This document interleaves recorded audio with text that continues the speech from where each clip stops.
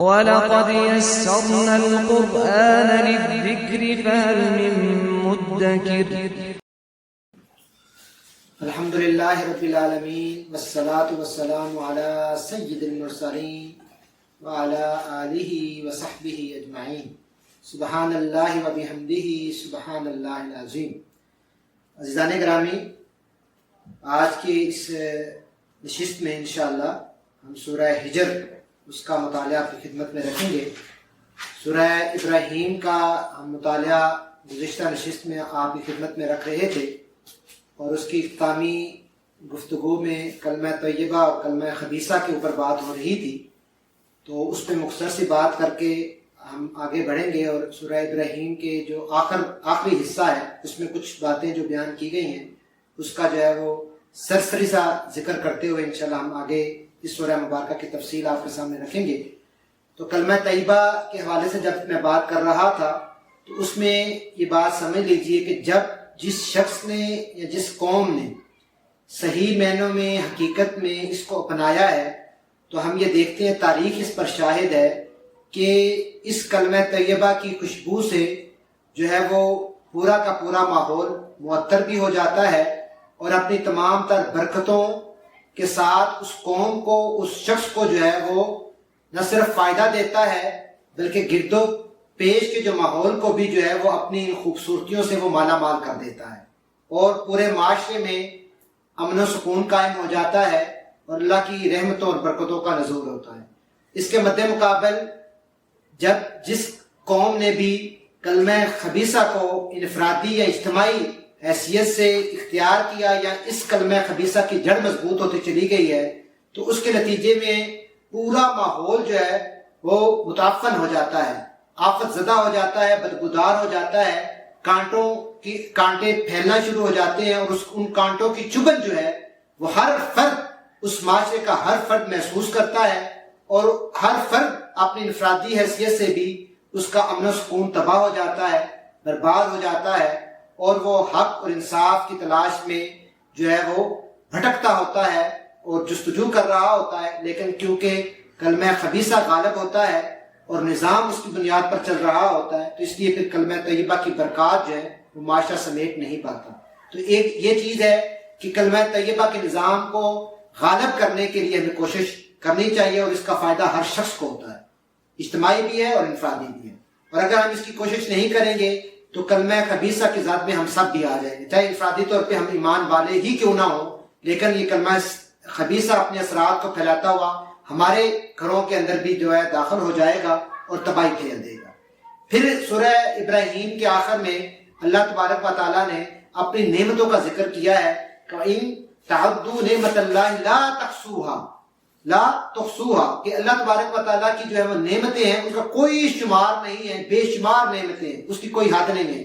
پھر اللہ تبارک و تعالیٰ نے حضرت ابراہیم کے حوالے سے بات کی کہ انہوں نے خانہ کعبہ کی تعمیر کی، مکہ کی بے آب و گیا وادی میں اللہ کے حکم کی بنیاد پر اپنے بیٹے اسماعیل کو اور اپنی اہلیہ کو وہاں تنہا چھوڑا، اور وہاں پر ایک نیا شہر آباد ہوا. اور پھر حضرت ابراہیم نے جو دعا کی تھی، اللہ تبارک و تعالیٰ نے ان دعاؤں کو قبول کیا ہے. وہ دعائیں کیا تھیں؟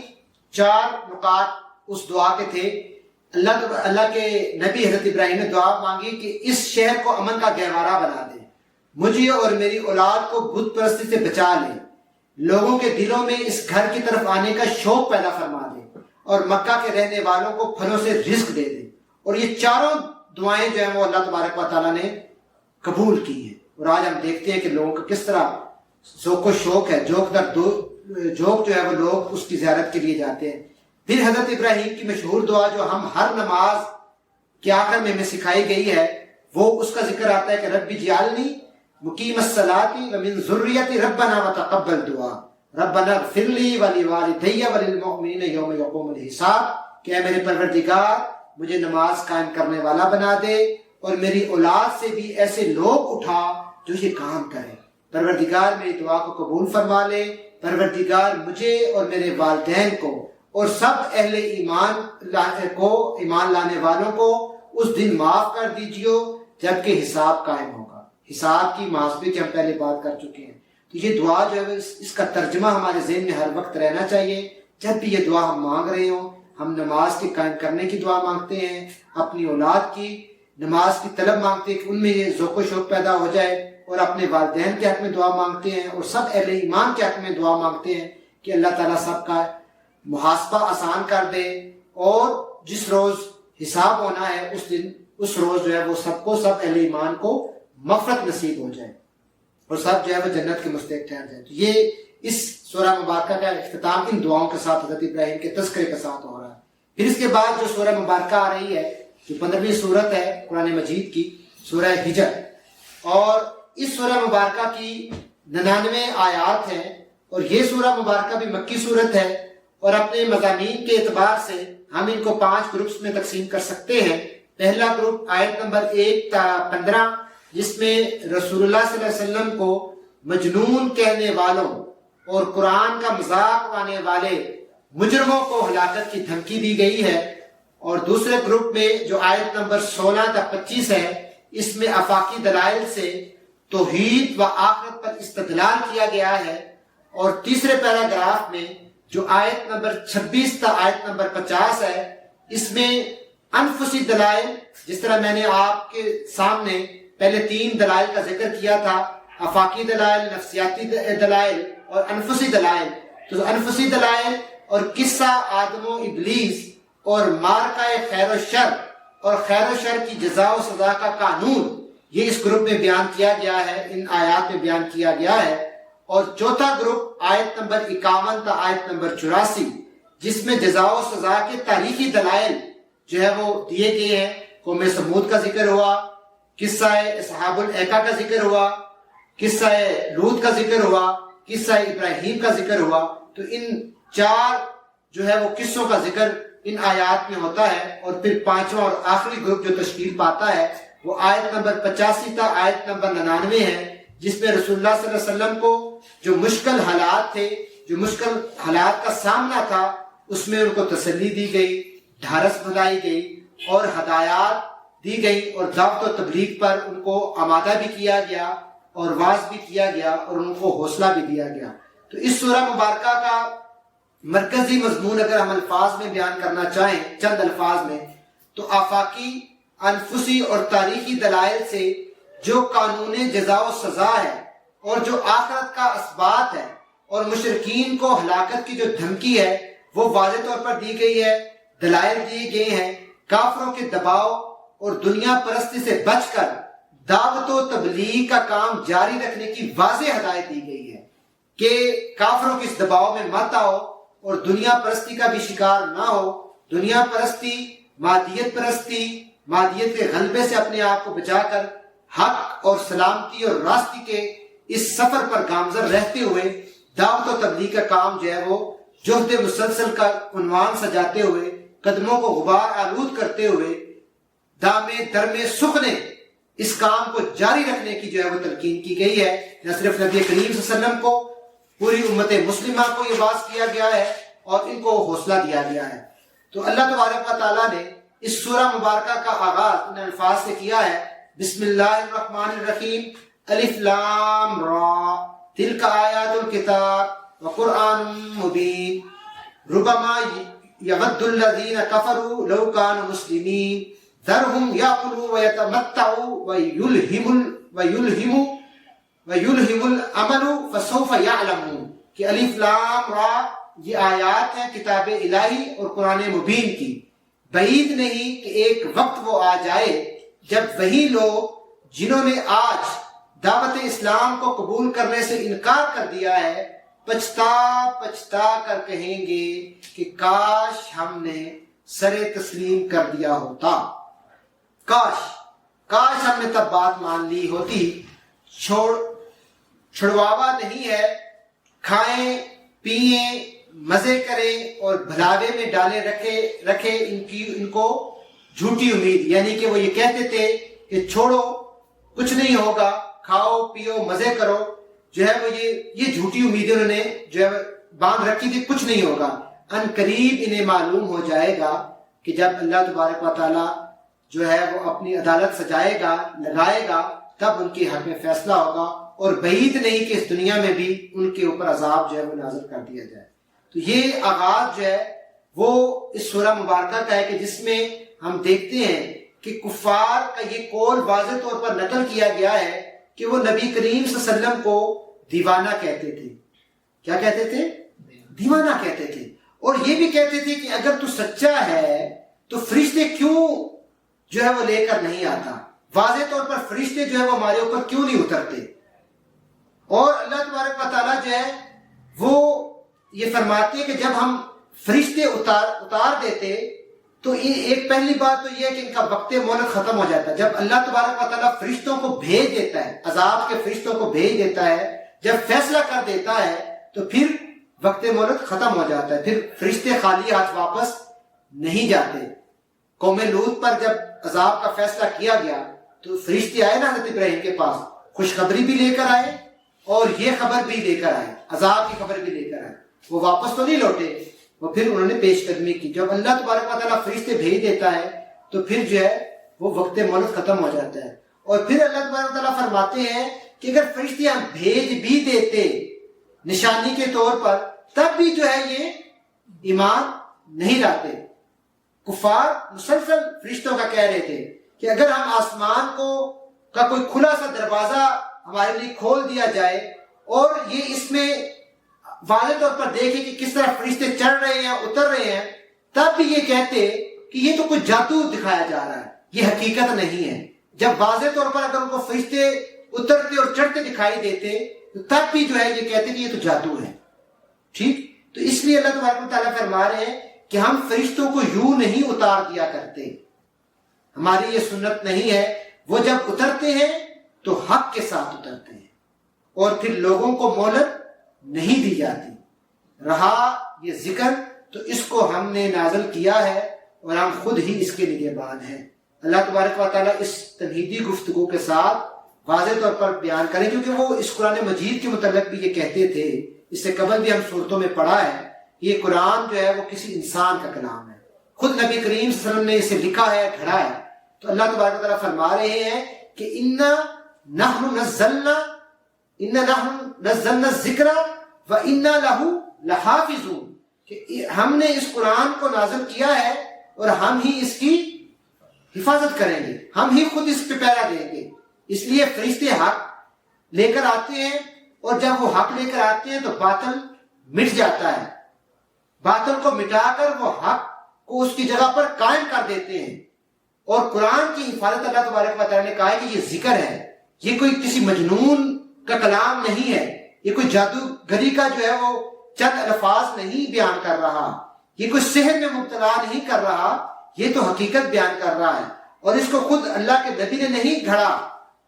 تم جو ہے وہ یہ جو بات کر رہے ہو کہ یہ اللہ کے نبی نے گھڑا ہے, یہ خود ساختہ کلام ہے, یہ جادوگری کے کچھ جو ہے وہ ٹونے ہیں, یہ تم جو اتنا بڑا الزام لگا رہے ہو, یہ دراصل تم اللہ کو, نبی کو نہیں جھٹلا رہے, تم اللہ رب العزت کو گالی دے رہے ہو, تم اللہ رب العزت کا انکار کر رہے ہو. تمہاری یہ جرت کہ تم اللہ رب العزت کا جو ہے وہ انکار کرو اور اس کو گالی دو اور اس رب العزت کے جو ہے وہ خلاف کوئی بکواس کرو, کوئی غلط بات کرو.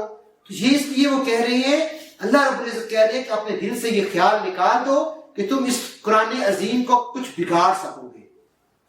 تمہارے یہ حربے, تمہارے یہ ہتھکنڈے اس قرآن مجید کا کوئی نقصان کر سکیں گے یا اس دعوت حق کا کوئی نقصان کر سکیں گے؟ یہ پاک کلام براہ راست ہماری حفاظت میں ہے. یہ تمہارے مٹائے مٹ نہیں سکتا, تمہارے دبائے دب نہیں سکتا. یہ تمہارے تانوں اور اعتراضوں سے اس قدر یہ جو ہے جو یہ اس کو تم تباہی کی طرف نہیں لا سکتے, تم اس کو گھسیٹ نہیں سکتے. تمہارے روکے سے یہ دعوت نہیں رکے گی, تمہاری اس باتوں سے اس میں کوئی تحریف اور کوئی رد بدل نہیں ہوگی. یہ واضح طور پر جو اپنی بات کر رہا ہے یہ کرتا رہے گا, حق بیان کرتا رہے گا. اس لیے کسی کو بھی اللہ رب العزت تا قیامت یہ موقع نہیں دے گا کہ اس پاک کلام میں کوئی تحریف یا کوئی رد و بدل کرے. اللہ تبارک و تعالیٰ نے خود اس کی حفاظت کی جو ہے ذمہ داری لی. پھر اللہ تبارک و تعالیٰ اس سورہ مبارکہ میں آیت نمبر 26 سے 43 جو ہے وہ آفاقی نشانیاں بیان کرتے ہوئے قصہ آدم و ابلیس بیان کر رہے ہیں. پہلے بھی اس قصے کا ذکر آ چکا ہے, دوبارہ سے اس قصے کا یہاں پر جو ہے وہ ذکر کیا جا رہا ہے, جس میں اللہ رب العزت جو ہے وہ بڑی تفصیل کے ساتھ فرما رہے ہیں کہ جب ہم نے ابلیس سے یہ کہا کہ تم سجدہ کرو تو اس نے سجدے سے انکار کر دیا، اور اس سجدے سے انکار کرنے کی وجہ کیا تھی؟ اس نے یہ کہا کہ انسان کو تو نے مٹی سے پیدا کیا ہے اور مجھے آگ سے بنایا ہے، میں اس سے افضل ہوں، میں اس سے افضل ہوں۔ اس بنیاد پر شیطان نے جو ہے ابلیس نے سجدے سے انکار کر دیا، اور شیطان کو پھر جو ہے ابلیس کو دھتکار دیا گیا، اور اس نے جب مہلت مانگی تو اللہ رب العزت نے اس کو مہلت دے دی۔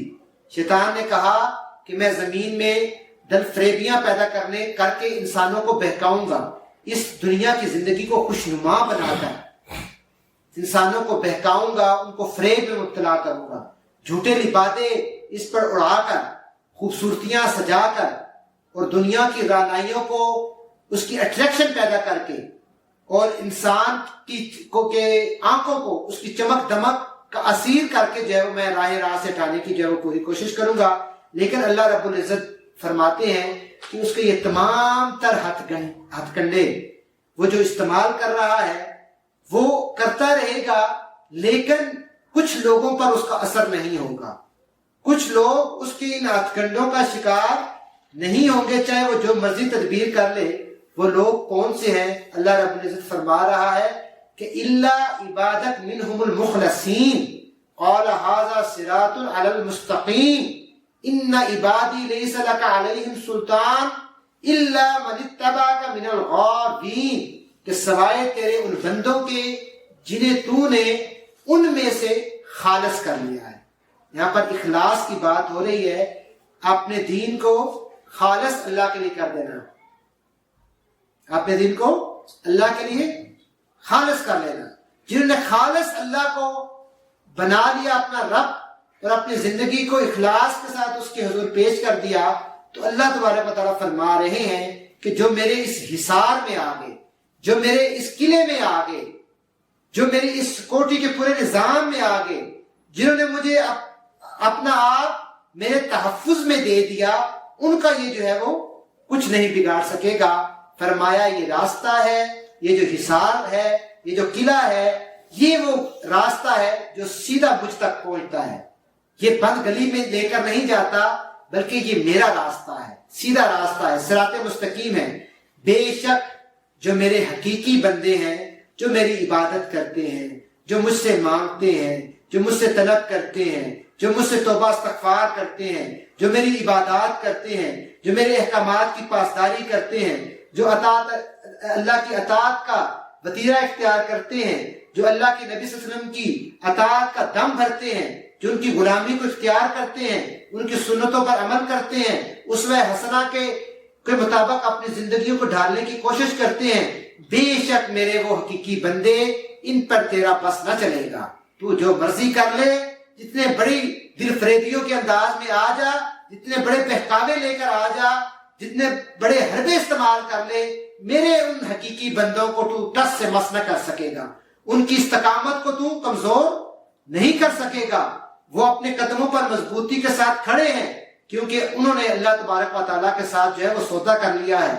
ان اللہ اشتری من المؤمنین انفسهم باموالهم من الجنہ، کہ انہوں نے جنت کے بدلے اپنے رب سے تو تجارت کر لی ہے، سودا کر لیا ہے۔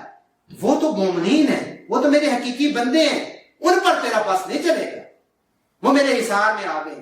تیرا بس تو صرف ان بہکے ہوئے لوگوں ہی پر چلے گا جو تیری پیروی اختیار کرتے ہیں، جو تیرے قدم بہ قدم چلتے ہیں، جو تیرے راستے کو اختیار کر لیتے ہیں، جو بدی کے راستے پر چلتے ہیں، جو تذبذب کا شکار ہیں، جو منافقین کی روش اختیار کیے ہوئے ہیں، جو فاسقین میں سے ہیں، جو ابہامات کا شکار ہیں، جو دو کشتیوں میں سوار ہیں، نہ ادھر کے نہ ادھر کے، جو قولی مسلمان تو ہیں، اقراری مسلمان تو ہیں، لیکن شعوری مسلمان نہیں ہیں، عملی مسلمان نہیں ہیں، نام کے شہرت کے مسلمان تو ہیں، خاندانی مسلمان تو ہیں، قبائلی مسلمان تو ہیں، قومی مسلمان تو ہیں، لیکن نظریاتی مسلمان نہیں ہیں۔ انہوں نے اس نظریے کو اختیار ہی نہیں کیا، تو ان پر تیرا حربہ چلے گا، وہ ان کو تو بہکا لے کے جائے گا، ان کو تو سیکولر بھی بنا دے گا، ان کے لیے تو امریکہ خدا بن جائے گا، لیکن میرے بندوں کو تو ٹس سے مس نہیں کر سکے گا۔ اللہ تبارک و تعالیٰ پھر جو ہے آیت نمبر 43 میں فرماتے ہیں کہ یہ جو جہنم ہے یہ ابلیس کے پیروکاروں کے لیے بنائی گئی ہے. متقی لوگوں کے لیے اللہ تبارک و تعالیٰ نے جنت بنائی ہے اور متقین لوگ اس میں داخل ہوں گے. متقین لوگ جنت میں داخل ہوں گے جو اللہ کی خشیت رکھنے والے ہیں, جو اللہ کا خوف رکھنے والے ہیں, جو اللہ سے محبت کا دم بھرتے ہیں, جو اللہ کے لیے سب کچھ پیش کرتے ہیں, جو اللہ سے بہت زیادہ قربت اختیار کرتے ہیں, جن کا ظاہر اور باطن اللہ, جن کا حاضر و ناظر اللہ, جن کا اٹھنا بیٹھنا اللہ, جن کا رات دن اللہ, جو نبی کریم صلی اللہ علیہ وسلم کی جو ہے ایک ایک سنت پر عمل پیرا ہونے کی کوشش کرتے ہیں, جو ان عنوانات کو سجانے کی کوشش کرتے ہیں. اس لیے ان کے لیے متقین کے لیے اللہ تبارک و تعالیٰ نے جنت سجائی ہے. اور پھر اللہ تبارک و تعالیٰ فرما رہے ہیں کہ ان متقین لوگوں کی جو باہمی دلوں کی رنجشیں ہیں اللہ تبارک و تعالیٰ ان کو ان کے دلوں سے نکال دے گا, ان کو قدورتوں سے پاک کر دے گا, حسد کی بیماری ان سے دور کر دے گا, بغض کی بیماری ان سے دور کر دے گا. وہ تو اللہ والے ہیں, اللہ کا خوف رکھنے والے ہیں, وہ تو اخلاق کے اعلیٰ پیمانے پر ہوں گے. اس لیے ان کی باہم رنجشیں ختم ہو جائیں گی. وہ الفت و محبت کا ایک جو ہے وہ استعارہ اور روشن مینارہ بن جائیں گے, اور دنیا میں بھی وہ اپنے اقدار کی پاسداری کریں گے اور ایک سیسا پلائی ہوئی دیوار بن جائیں گے. وہ مضبوط خاندان بن جائیں گے, وہ ایک نظریاتی قوت بن جائیں گے. اللہ رب العزت فرما رہا ہے کہ ان کے دلوں کو ہم باہمی رنجشوں سے نکال پڑے پھینکیں گے. کن لوگوں کے دلوں سے؟ متقین لوگوں کے دلوں سے. اور دوسرے جو ان کا تو جو ہے وہ شیطان کی وہ حربوں کا شکار ہو جائیں گے. پھر اللہ تبارک و تعالیٰ تاریخی واقعات بیان کرتے ہیں. حضرت ابراہیم اور حضرت لوط پر نازل ہونے والے فرشتوں کا ذکر کرتے ہیں. اس سے قبل سورہ ہود میں بھی ان کا ذکر آ گیا ہے.